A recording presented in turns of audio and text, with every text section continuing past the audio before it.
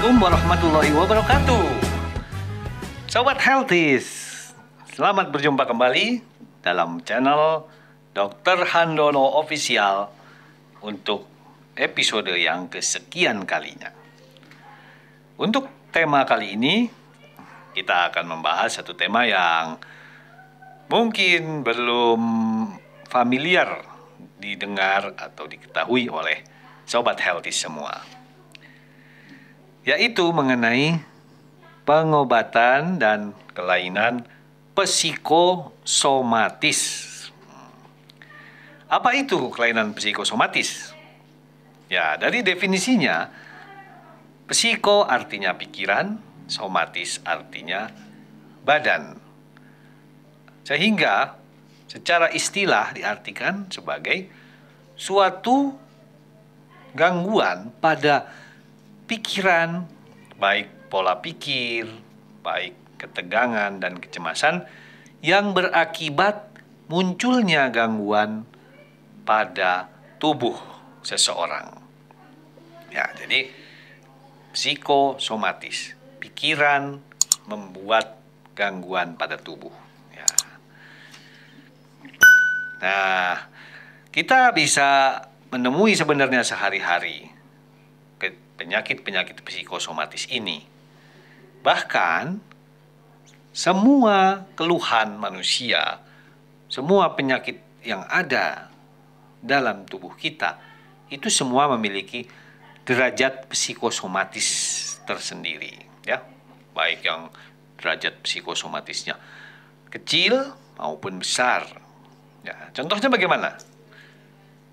Misalnya seseorang yang sibuk dikejar-kejar target pekerjaan. Nah, di situ pikirannya yang sangat tegang, yang dipenuhi keinginan cepat menyelesaikan suatu tugas, akan membuat adanya sakit kepala, membuat tegang otot leher, sampai sakit pada tulang belakang, lambung, dan sebagainya. Nah, di sini bisa jadi ada gangguan luka di dalam lambungnya. Namun, tidak akan muncul ataupun menjadi parah apabila pikiran pasien tersebut lebih tenang. Nah, demikian juga banyak yang kadar psikosomatisnya sangat besar. Ya, contohnya apa? Contohnya tiba-tiba teriak-teriak, kejang, bahkan sampai sesak napas. Padahal setelah diperiksa tidak ada kelainan pada jasmani, fisik tubuh penderita. Nah, jadi pada seorang yang sesak pada usia muda, yang orangnya sehat, itu kadar psikosomatisnya sangat tinggi. Oke, baiklah. Sebenarnya penyakit psikosomatis itu bisa digolongkan dalam 3 bagian besar. Golongan pertama, psikosomatis campuran. Ya, artinya memang antara keluhan dan gangguan di pikiran dengan gangguan pada tubuh penderita tersebut, dua-duanya ada. Ya, contohnya memang dia punya penyakit lambung dan memang pola pikirnya dan kepribadian pasien tersebut memang sensitif, terlalu pencemas dan sebagainya. Nah, di situ termasuk golongan psikosomatis campuran. Nah, golongan yang kedua apa? Golongan yang mana disebut somatopsikis.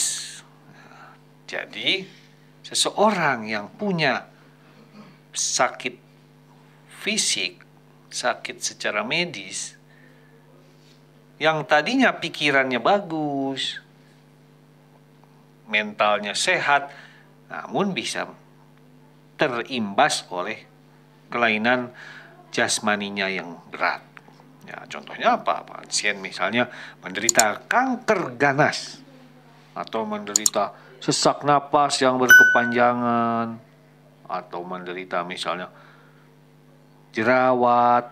Itu semua membuat percaya diri berkurang, semangat hidup turun. Padahal tadinya psikisnya baik-baik saja, tapi karena badannya tidak normal, sakit dan lemah, maka timbullah kelainan somatopsikis. Nah, kalau keluhan yang ketiga, ini yang disebut dengan psikosomatis murni, di mana seseorang yang mengeluh sakit kepala berat, mengeluh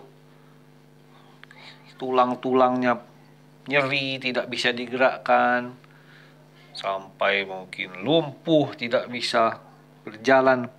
Namun seluruh pemeriksaan medis menunjukkan tidak ada kelainan pada fisiknya, pada badannya. Nah, ini termasuk golongan psikosomatis yang murni. Artinya tidak didapatkan kelainan secara organik. Kelainannya adalah secara psikis. Nah, apa pentingnya untuk para sobat healthies mengetahui penyakit psikosomatis ini? Ya, sebelum saya jelaskan lebih lanjut, jangan lupa diklik tombol subscribe dan loncengnya. Dan jangan lupa like.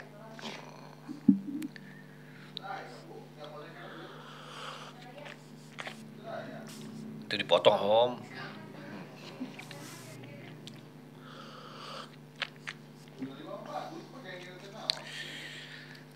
Oke, Sobat Healthies, kita lanjutkan pembahasan psikosomatis yang cukup seru ini.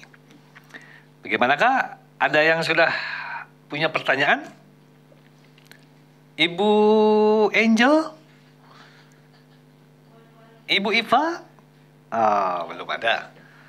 Ya, psikosomatis ini menurut American Psychiatric Association atau APA, penyakit psikosomatis telah diklasifikasikan, yaitu menjadi beberapa golongan besar gangguan-gangguan pada tubuh yang disebabkan oleh psikosomatis.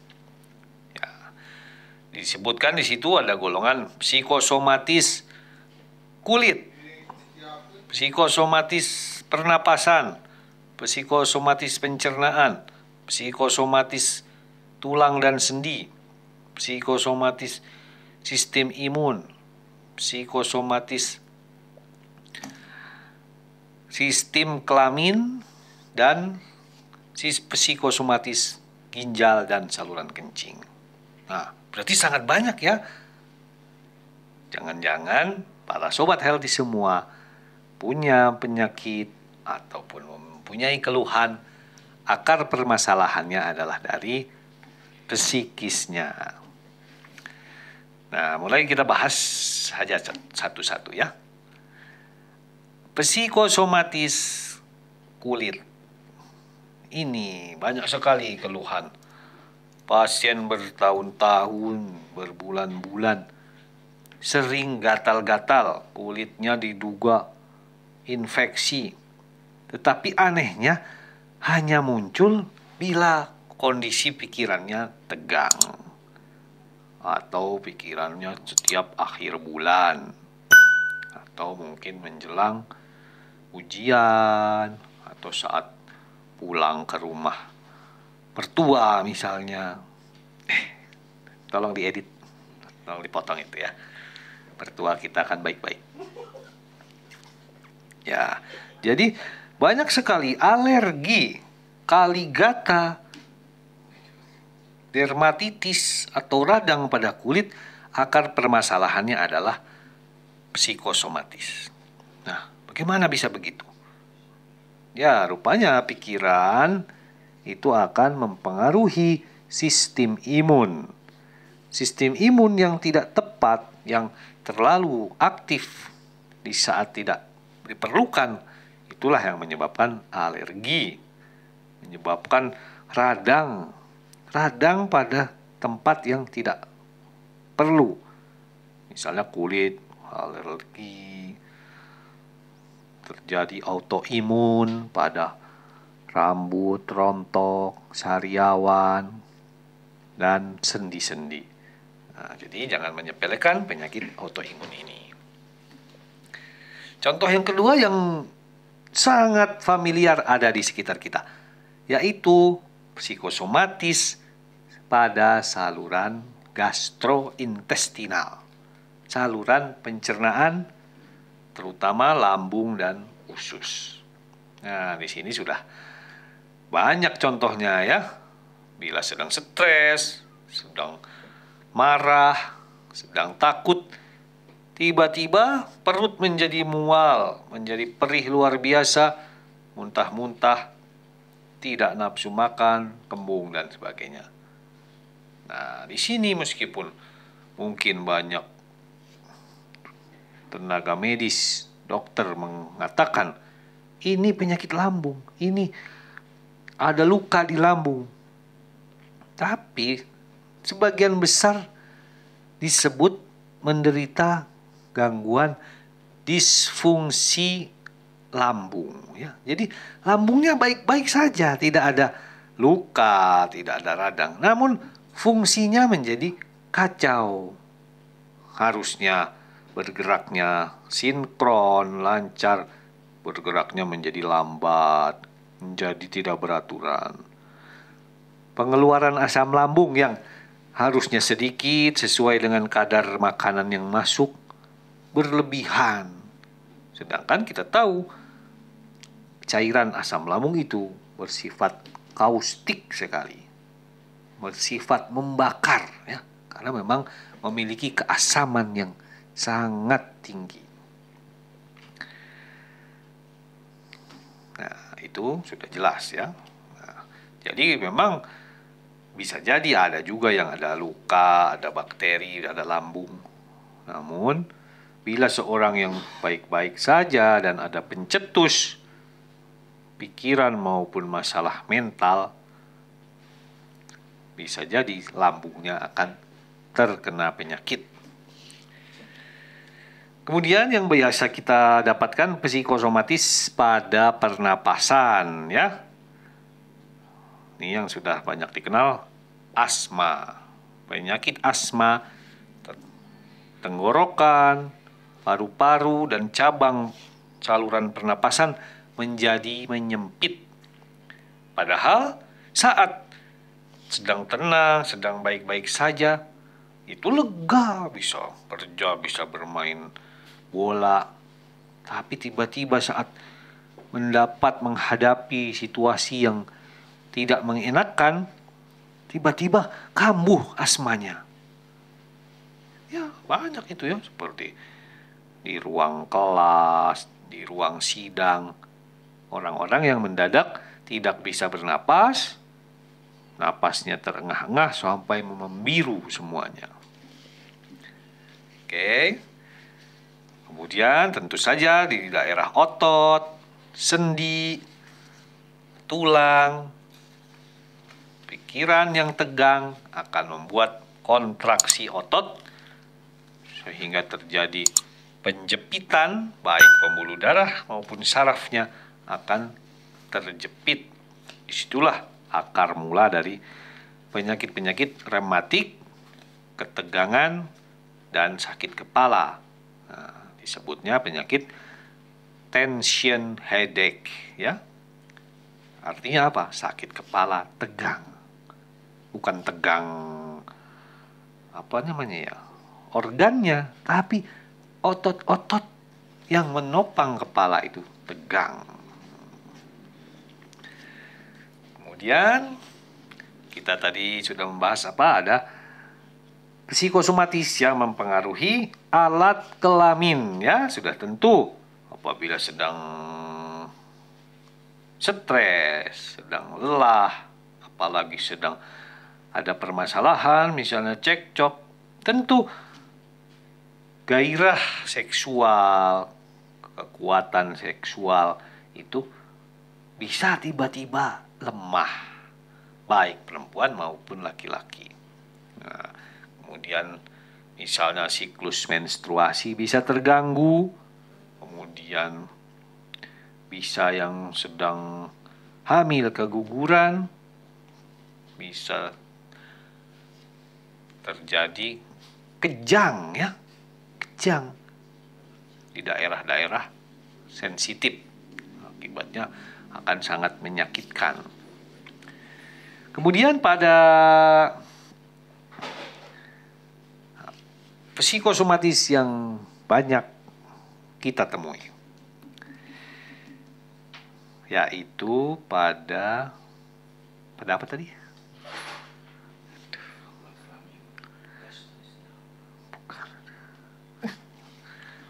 Psikosomatis pada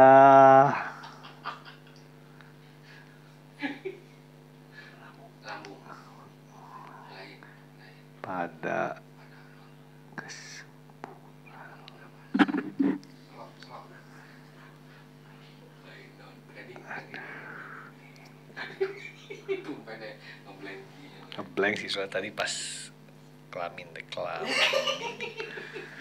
alat vital kelam. Aduh lupa. Kelak.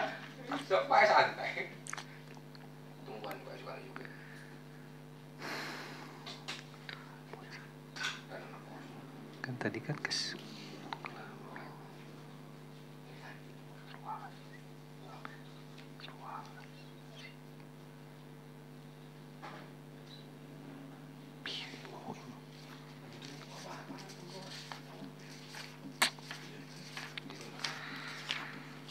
aduh, ngeblank.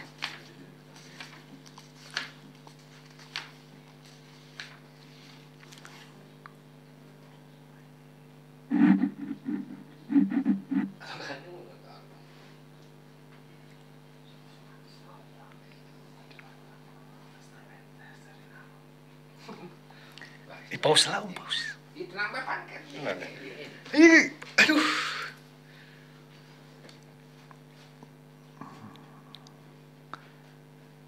Tadi kan mengenai psikosomatis alat vital bisa mempengaruhi itu. Terus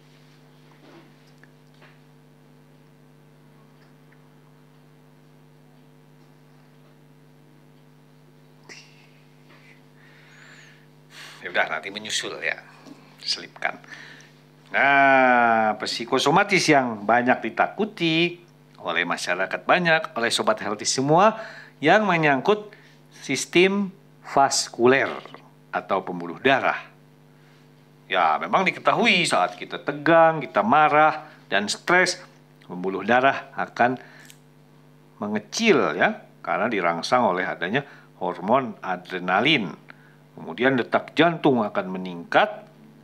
Nah, di sini akan terjadi tekanan darah tinggi.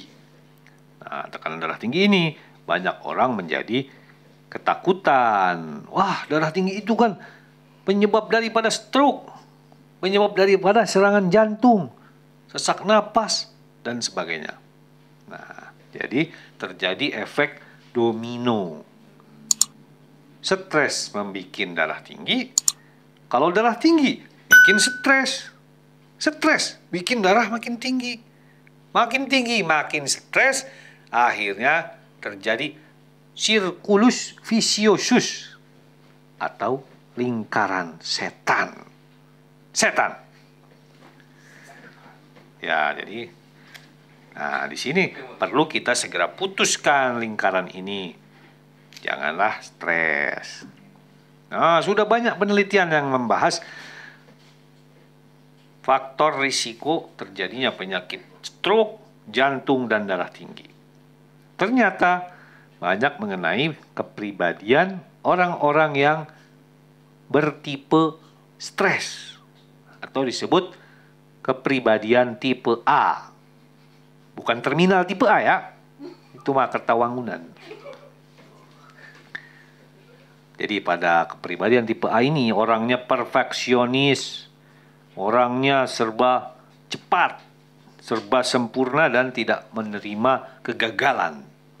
Akibatnya, hidup yang penuh dengan masalah dan ujian ini akan dihadapi dengan stres. Nah, disitulah pembuluh darah, jantung, dan otak akan selalu mendapat paparan dari hormon-hormon dan sitokin-sitokin yang berbahaya yang disebut inflamasi kronis. Nah, inilah setelah diteliti bertahun-tahun kemudian akan terjadi kekakuan pembuluh darah, pembentukan kotoran atau plak di dinding pembuluh darah yang merupakan faktor risiko tinggi untuk terjadinya penyumbatan pada jantung maupun pada otak. Ya, sobat healthy semua, jangan selem-selem ya. Kita justru dengan tahu adanya cabang kedokteran yang mempelajari mengenai psikosomatis ini justru menjadi harapan bahwa kita bisa terhindar dari penyakit-penyakit yang mengerikan dengan mengatur pola pikir kita. Kemudian, suatu hubungan psikosomatis bisa mengenai organ apa lagi? Ya, tentu bisa mempengaruhi sistem imun ya. Jadi, akan menyebabkan penyakit-penyakit infeksi. Jadi banyak sekali saat stres berkelanjutan, mendapat tekanan batin maupun masalah yang memberatkan, seseorang yang tadinya sehat, jarang sakit, tidak pernah tampak demam maupun infeksi, maka sering tiba-tiba muncul penyakit infeksi yang tidak diduga-duga. Contohnya TBC atau tuberkulosis. Makanya orang-orang tua kita zaman dulu sering mengaitkan, wah kamu jangan stres terus, jangan melamun terus, nanti Anda kena TBC. Kemudian misalnya, kamu ini kok putus cinta ya, kamu itu TBC. Padahal sebenarnya bukannya stres itu langsung menyebabkan TBC, namun dengan adanya stres, depresi, dan kesedihan, sistem imun kita pun akan terkondisi untuk menurunkan daya perlindungannya. Nah, sedangkan kita tahu sendiri, di dalam tubuh kita, tubuh manusia ini, terdapat beribu-ribu kuman TBC yang sedang tidur. Karena memang di Indonesia adalah daerah endemis TBC, hanya TBC-nya belum bermanifestasi muncul. Ya, jadi jangan bangga dulu ini para orang-orang yang merasa gagah, sehat, maunya menang sendiri. Itu tidak mungkin terkena TBC. Bisa jadi apabila tiba-tiba terserang oleh suatu depresi. Oke, apa ada yang mau bertanya? Di studio barangkali ada yang mau bertanya? Ibu siapa? Ibu Ais. Ibu Ais mau bertanya ya. Bagaimana cara mensikapi bila kepribadian kita memang sudah sensitif ya, gampang cemas. Oke. Jadi begini, banyak pasien yang sering menderita sakit kepala kronis, sakit pinggang kronis, atau lambung kronis. Ternyata dengan diberikan informasi yang tepat ya, informasi segini aja misalnya, Bapak dan Ibu tidak ada kelainan pada fisik organ dalam ibu. Ibu yang ibu keluhkan sakit kepala, lambung maupun sendi ibu. Ini bisa disebabkan oleh psikis ibu yang tidak tenang. Dan secara mengagumkan sekali, banyak pasien yang setelah diberikan penyadaran seperti itu, keesokan harinya penyakit asam lambungnya yang tadinya berat, bertahun-tahun tidak sembuh, sakit kepala kronis, sampai migrain dan sebagainya, ternyata sembuh dengan seketika, bahkan tanpa menggunakan obat. Ya, jadi mudah-mudahan Sobat Healthies yang menyaksikan video di channel ini bisa tertolong dan bisa bermanfaat menolong orang lain menghindari dari penyakit-penyakit psikosomatis. Kemudian ada yang menarik juga, pada penyakit kanker. Selain kanker itu membuat pikiran stres dan berat, namun juga sebaliknya, gangguan emosi, gangguan stres, dan sebagainya akan membuat seseorang lebih mudah terkena penyakit kanker. Ya, setelah diteliti, ternyata tubuh kita ini memang banyak terjadi kesalahan pembelahan sel. Sel-sel yang normal bisa saja bermutasi menjadi sel kanker. Dan itu setiap hari beribu-ribu sel yang berpotensi menjadi kanker. Namun apabila psikis kita sehat, sistem imun kita sehat, kita memiliki banyak sistem untuk mendeteksi adanya calon-calon sel kanker tersebut.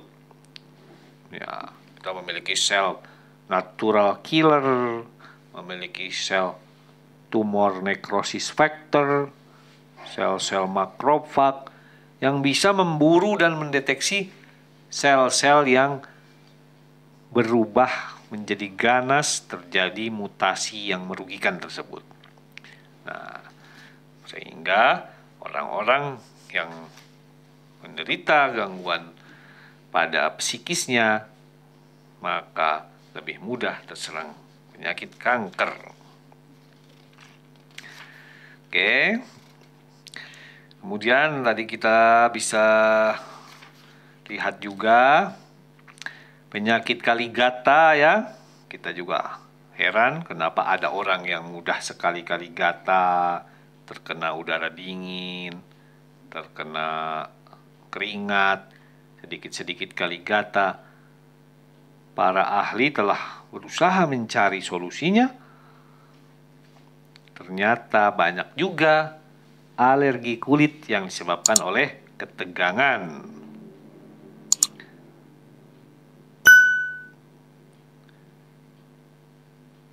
Kenapa? Bagaimana dong cara menghindarinya? Yaitu salah satunya adalah kita harus menanamkan pola pikir bahwa alergi diri kita, rasa sakit, rasa pusing yang ada di diri kita bisa jadi bersumber dari alam pikiran kita yang salah, ya. Kita terlalu tegang, kita terlalu paranoid, terlalu curiga dan sebagainya. Ya. Di situ kita sudah banyak mengupas ya. Jadi nanti kita akan lanjutkan pembahasan apakah psikosomatis ini memerlukan tindakan obat-obatan atau tidak. Baiklah Sobat Healthies, jangan lupa klik tombol like, subscribe, dan loncengnya.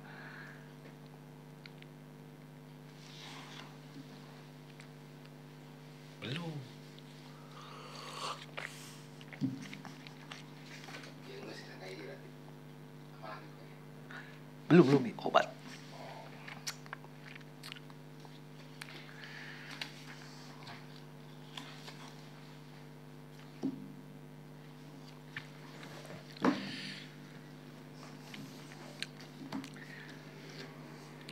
Jadi Sobat Healthy semua, apakah psikosomatis memerlukan obat? Nah, ini pertanyaan yang sangat menarik.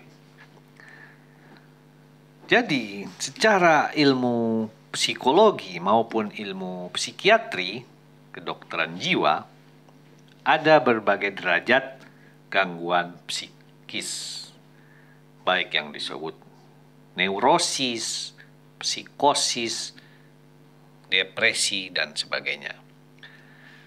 Sehingga perlu tidaknya penggunaan obat pada seseorang yang menderita psikosomatis itu bersifat individual. Tentu yang paling ideal adalah kita berikan dulu terapi psikologis. Artinya kita memberikan pemahaman yang tepat, memberikan pengajaran perilaku yang tepat, dan bila perlu diberikan pengkondisian yang tepat. Ya, itu ya. Ini bagaikan sesuatu langkah-langkah yang harus diikuti. Karena selama seseorang memiliki pemahaman yang salah, maka tentu akan memiliki sikap dan perbuatan yang salah.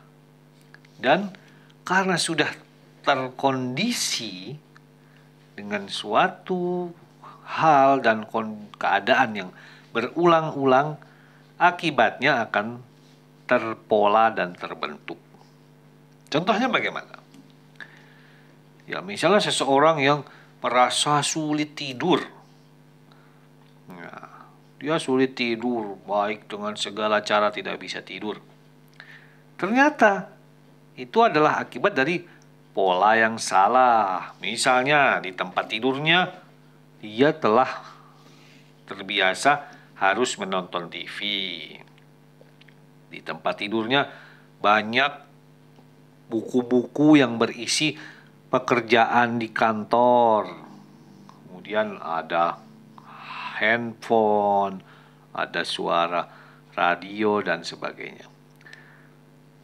Awalnya mungkin itu baru akibat pemahaman yang salah bahwa tidak pengaruh adanya televisi di kamar. Namun karena adanya televisi di kamar, tentu akan dinyalakan dan melihat tayangan yang ada di televisi. Nanti setelah berulang disebut terkondisi. Jadi di kamar tersebut akan terjadi suatu rutinitas masuk ke kamar bukan untuk tidur, tapi untuk menonton televisi. Nah, itu contohnya. Nah, namun demikian memang ada beberapa kondisi yang penting untuk diberikan obat. Misalnya pada seorang yang mendapat serangan jantung, mendapat tekanan jiwa, musibah yang berat, itu bila dibiarkan tanpa dukungan baik dari psikologis maupun dengan obat, bisa memperlambat terjadinya penyembuhan, baik penyembuhan penyakit jantungnya, penyembuhan penyakit lambungnya, sakit kepala dan sebagainya. Ya. Namun seperti diketahui, obat-obat yang bersifat psikotropika bekerja pada pikiran tentu memiliki pertimbangan khusus dan membutuhkan keahlian khusus. Jadi jangan sampai para sobat healthy semua menganggap obat itu sama bisa dibeli ataupun diresepkan tanpa kehati-hatian. Baiklah, ini kita sudah sampai pada akhir dari topik kita kali ini, yaitu psikosomatis medicine. Ingat, jangan sampai pikiran kita membuat tubuh kita sakit, maupun sebaliknya, jangan sampai karena tubuh kita sedang sakit, pikiran kita pun menjadi sakit. Sampai jumpa pada topik berikutnya. Salam sehat selalu pada channel YouTube kita. Assalamualaikum warahmatullahi wabarakatuh.